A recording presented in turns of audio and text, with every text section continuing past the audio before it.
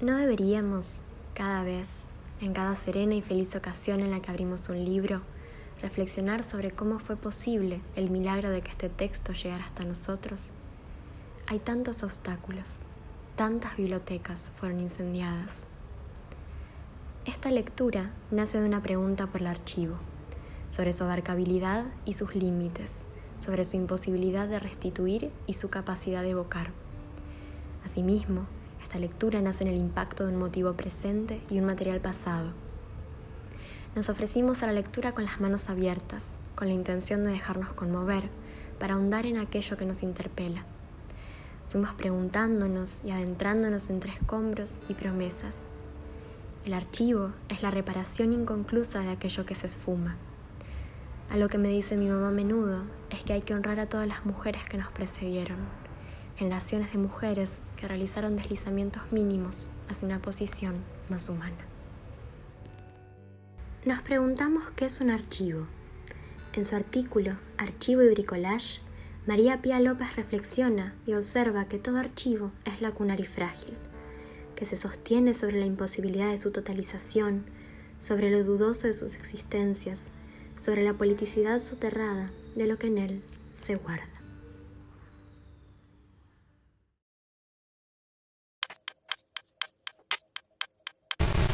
En este archivo frágil que funciona como texto afectivo, como reliquia y rezo, abro conversación con mi pasado y alojo aquí una ausencia.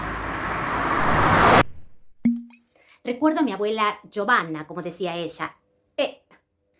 Esa abuela traducida a un dialecto exótico para mí, porque esa abuela estuvo casi borrada en todo el transcurso de mi vida. Y solo tengo algunos recuerdos hermosos, como por ejemplo los tallarines que amasaba con mucho trabajo en una gran mesa y amorosamente hacía unos más gruesos, especiales para mí.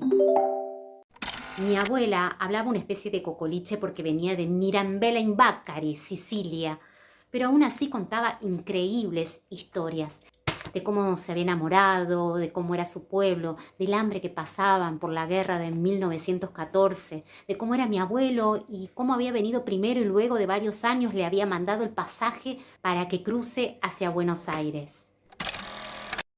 Mi abuela era una gran narradora.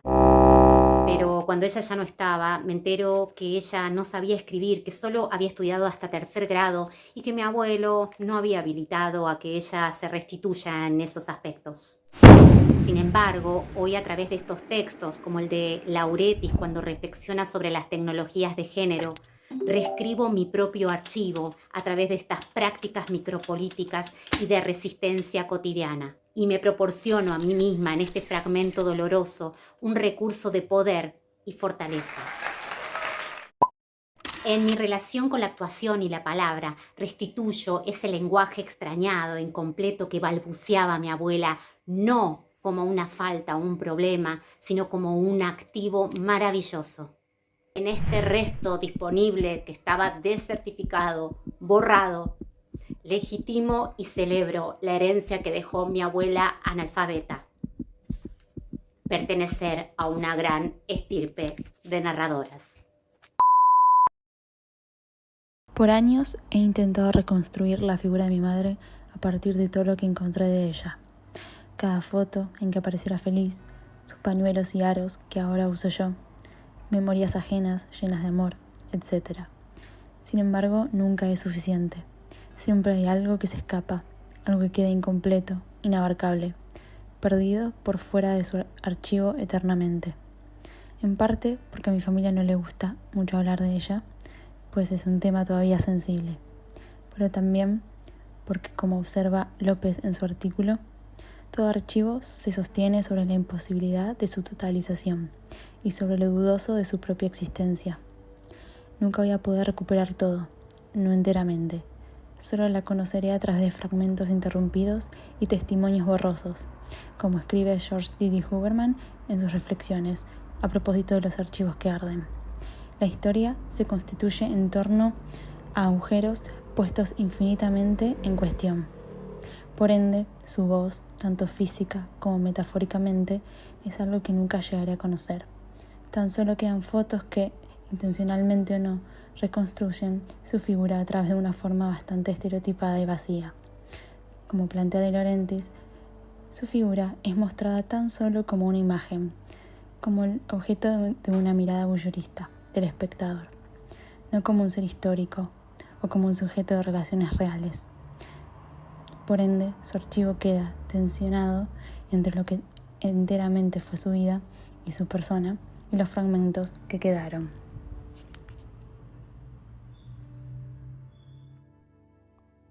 Sobre los fragmentos se construye, se trabaja, se lee. Todas maneras de hacer archivo, de hacer lugar para conjurar el pasado en el presente, para hacerlo hablar, aun si su voz es inaudible. El lugar afectivo que podría cumplir comúnmente una abuela lo ocupó mi bisabuela materna. Ella sigue viva, pero no recuerda casi nada de su vida. Sé por mi mamá, que llegó con sus padres escapando de la guerra, pero su niñez permanece como un agujero en el archivo que intento construir. Eso sí, siempre que tiene un momento de lucidez, habla de sus días como costurera y de cómo tuvo que dejar a sus hijos al cuidado de otros para poder trabajar. Los restos que yo tengo de su archivo son algunos de mis recuerdos de la infancia. La comida rica que preparaba y sus manos temblorosas acariciándome la cara. Tengo algunas fotos viejas también, que me permiten imaginármela en su época de costurera. Sé que existen en una cajita de madera, en la casa de mi mamá, hojitas amarillas con recetas suyas.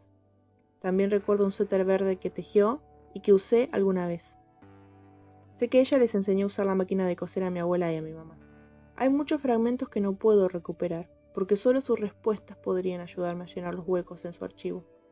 En la familia se dice que la juzgaban por cómo llevaba su vida, así que me gustaría preguntarle qué le decían, quiénes, por qué y cómo lo sobrellevó.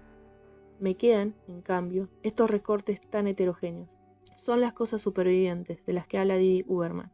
Estos fragmentos anacrónicos y la imaginación me permiten de alguna manera armar precariamente un bricolage de cómo fue su experiencia como madre soltera y trabajadora en el siglo pasado.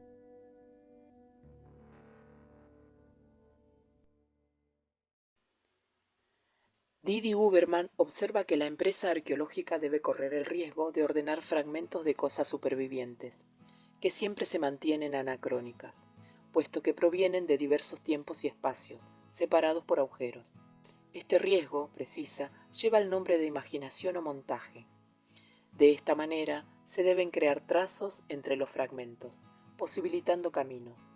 En sus intersecciones afloran visiones. Ni el archivo, ni la imagen de archivo dejan ver o conocer un absoluto, solo un jirón, un fragmento, un aspecto ínfimo e indivisible, una mónada, mucho porque en la mónada misma resplandece una verdad, poco porque la verdad en esta mónada es pasajera, como un relámpago nocturno o el fotograma de una película que corre muy rápido, precisa de una construcción analítica, de un montaje del saber, para otorgar, como interpretación y arqueología, consistencia epistémica a estos jirones de saber. Una propuesta de lectura, una que se distancie de la arqueología respetuosa, una que se instale en los espacios incómodos, en los interrogantes, y esté dispuesta a escuchar los susurros y los silencios. Cuando pienso en mi abuela, secreto y silencio se me hacen sinónimos. Lo que no se dice es lo que no está, lo que nunca pasó, solo es huella en el alma. Nacer en el campo tucumano en 1895 fue parte de esa subordinación fundadora a la que refiere Judith Butler en su desarrollo acerca de la vulnerabilidad lingüística. Un puente a la interseccionalidad que atravesó su historia. Mujer, pobre, negra, india, madre soltera, provinciana, analfabeta, cabecita negra. Las palabras hieren, y ese discurso de odio constituyó a mi abuela, ya que existimos en tanto la dependencia de la llamada del otro. La recuerdo haciéndose las trenzas en su largo pelo negro, ahuecada en su mecedora de mimbre, perdida en las chauchas o el chicharrón, y en la danza infaltable de los cigarros armados. Eso hacían sus manos todo el tiempo, danzar, manos de lavandera, manos de trabajo para 8 hijes y 3 compañeros que sin piedad se llevó la miseria. El silencio es miedo.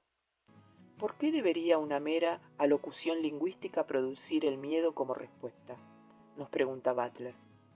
Su escritura y mi abuela tienen la respuesta, porque el lenguaje ejerce la fuerza, el dolor en el cuerpo, y así domina y somete. Pero el lenguaje también estaba en sus manos y en su nombre, Delia, el movimiento que detiene la historia. ¿Quiere que le enseñe a leer, abuela? Estúpida la pregunta y más estúpida la adolescente. Su vista siguió en sus manos, la mía también. En aquella mujer y en la casa que su hija llenó de libros, los silencios son partes de la resignificación para los nuevos modos de leer y las futuras formas de legitimación. Son entonces los susurros, los silencios que emanan de las huellas y los restos y no las reliquias, en tanto, como escribe López, el resto es un fragmento disponible, no sacro o idéntico así. Es lo que está allí disponible para ser solicitado en otra composición. Los restos no son ruinas sino solicitud. Busqué fotos de mi abuela en sus tiempos de profesora, pero no encontré. Creo que eso también es un síntoma de lo que no se archiva, de lo que es dejado de lado. Me hizo pensar en cómo siempre se lo asoció a mi abuelo como el proveedor de la casa, pero en la familia nunca se hizo mayor alusión al trabajo de mi abuela, tanto en la docencia como en sus labores de cuidado antes, durante y después de los meses llenos de incertidumbre y horror en que mi abuelo estuvo preso en dictadura. En las historias familiares mi abuela siempre está en ese fuera de plano al que alude de Lauretis, es decir, en ese espacio no visible que hoy, con nuevas herramientas, puedo inferir a partir de lo visible en el cuadro.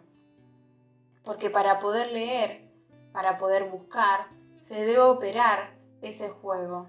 Si había un solo ingreso, y aún así 5 hermanos podían mantener cierto nivel de vida, puedo adivinar que había alguien detrás de eso que se ocupaba de que todo estuviera en orden.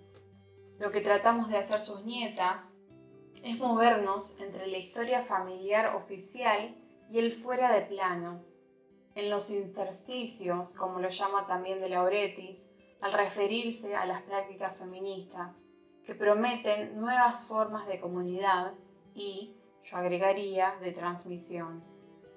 Es en ese archivo oral de la reconstrucción que se hallan aquellos contornos iluminados cuyas existencias reales descansan en ser fugaces.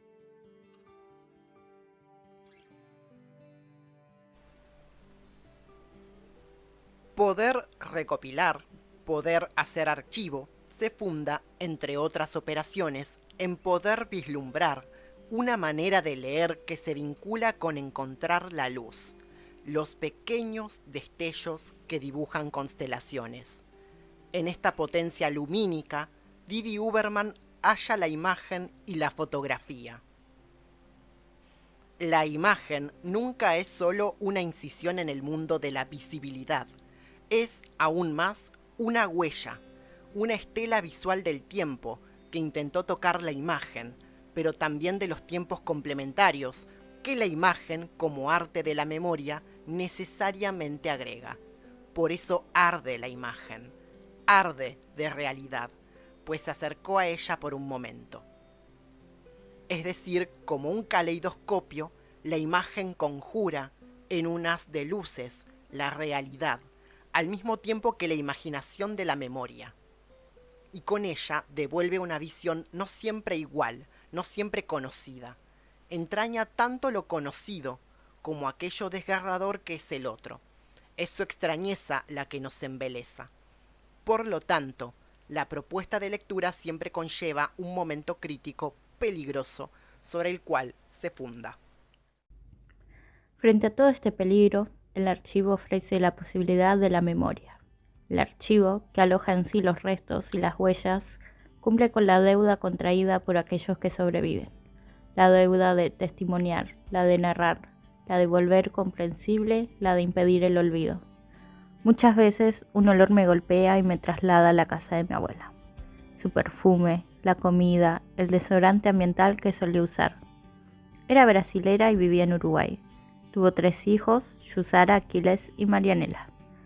Hacía la mejor feijoada y guiso de lentejas, lo suficientemente buena para pedirla hasta en verano.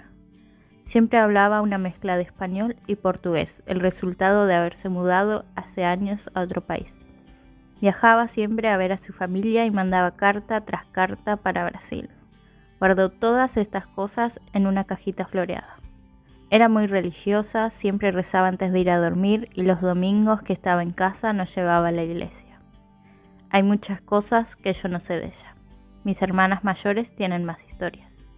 Por ejemplo, mi hermana Micaela fue quien la cuidó cuando se enfermó de cáncer. Fue la única de nosotras que, junto a mi padre, pudo estar con ella cuando falleció. A veces llego a la casa de mis abuelos y los sigo esperando. Mi abuela cocinando, mi abuelo arreglando algo. Es que olvido que no están físicamente porque siguen acá. La memoria puede mantenerse viva a través de objetos, de tradiciones y recuerdos compartidos, aunque las personas ya no estén con nosotros. Ella vive con nosotros en sus cartas, en sus recetas, en sus fotos, en su ropa, en sus regalos.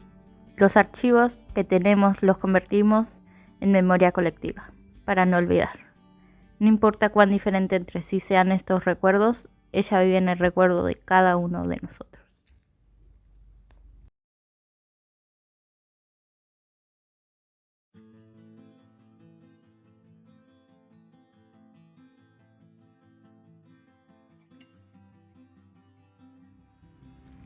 López señala que la leve distancia entre conservación y conversación supone 2 modos distintos de pensar la memoria. En el archivo confluyen ambos. En contra de la museificación, el detenimiento y el congelamiento se extiende hacia el presente y el futuro, en una constante interpelación, en un estado de apertura comprometida con el mundo. Es una cita entre generaciones, en donde los momentos anteriores de la historia se trabajan para seguir habitando el presente e imaginando el futuro.